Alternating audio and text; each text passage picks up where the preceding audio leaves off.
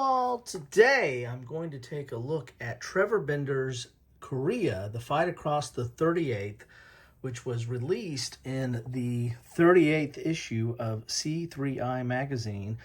I did a quick page turn of that, or semi-quick page turn of that, and I'll put a link to that in the description down below. But you got to see some of these components in that first look, and now I'm going to go into a little bit deeper dive into what you get to play Trevor Bender's Korea, The Fight Across the 38th. This is part of C3I's Combined Arms series, Volume 3, and Volume 1 and 2, which I've covered previously, include Battle for Kursk, which again was released in C3I magazine, and Desert Victory, which was released in C3I magazine as well, published by RBM Studio. As you can see here, you get the rules.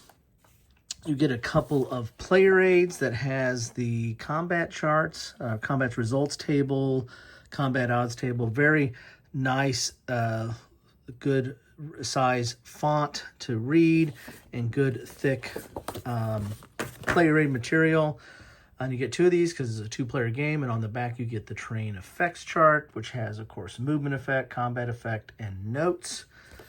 So you get those two things. You also get a map. We'll spread out that map here in a second.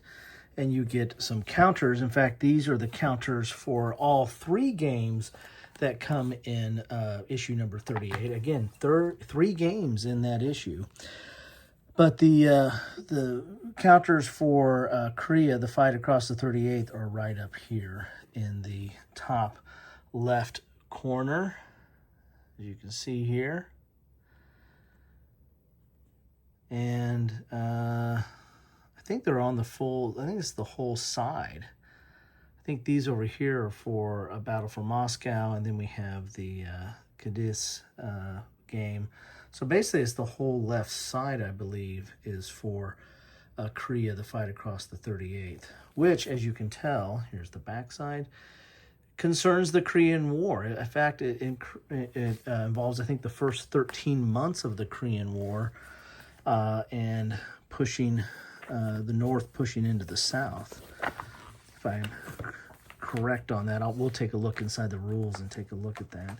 Here's the map, good, thick, typical paper map that you would expect from C3I, RBM Studio, or GMT for that matter. There's very much a lot of overlap with GMT, as the C3I normally prints variants and counters and what have you for C3I.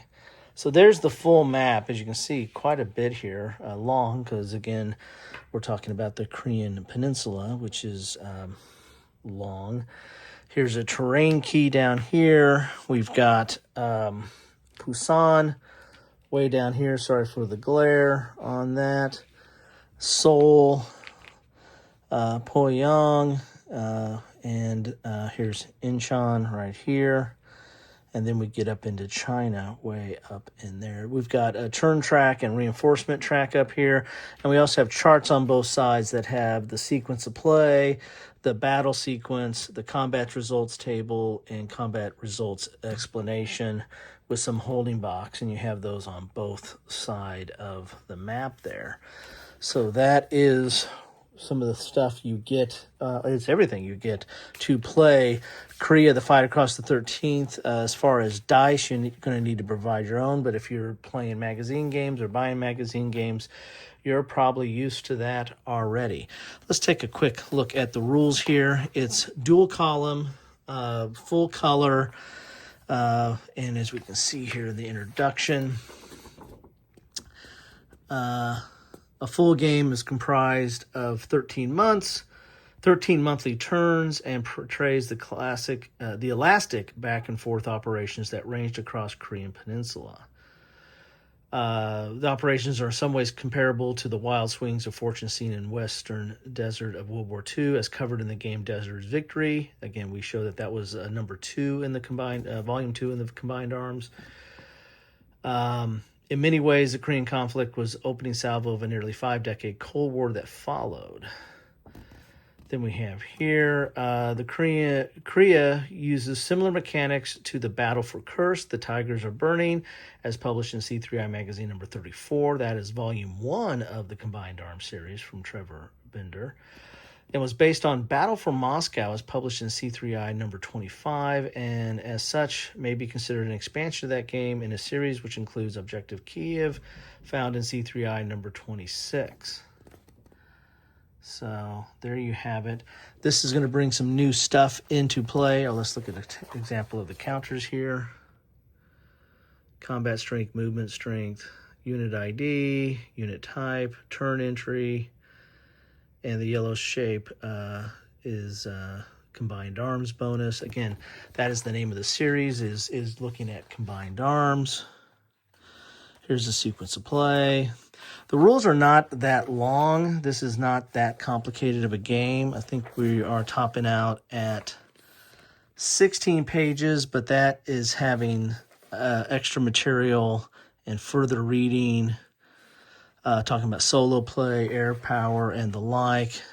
So you got designer notes that start on page 11. So you're really only looking at, page 13. So you're only looking at 12 pages of actual rules, and it's not even a full 12 pages. Plus you have some examples in there as well. So very interesting series. I like to see how this progresses or has progressed from the first one I covered was the Kursk one, and then North Africa, and now this one here, and it looks very interesting. There you have it. That is Trevor Bender's Korea, The Fight Across the 38th, which is in issue 38 of a C3I magazine, which, as I'll put that in a link to that in the description down below, but very well might be the last issue of C3I magazine, given the passing of Roger B. McGowan. So it's interesting if this is going to be picked up, if there's going to be more in this Combined Arms series, or will Trevor take his games elsewhere, or will GMT pick him up or something like that? Who knows? But this looks interesting. There's not a ton of games on the Korean War. The Korean War and the Vietnam War get a little bit of a short shrift over time, especially compared to World War II and even World War I for that matter. So anyway, I'm going to be excited to get this to the table. Again, doesn't look that complicated, and looks like it's got some basic core mechanics that are common in the series, but really not that complicated to get into. Anyway, love to know your thoughts on this. If you've played this or any in the series, what you think about that. Love to hear from you. Thanks for stopping by. Take care.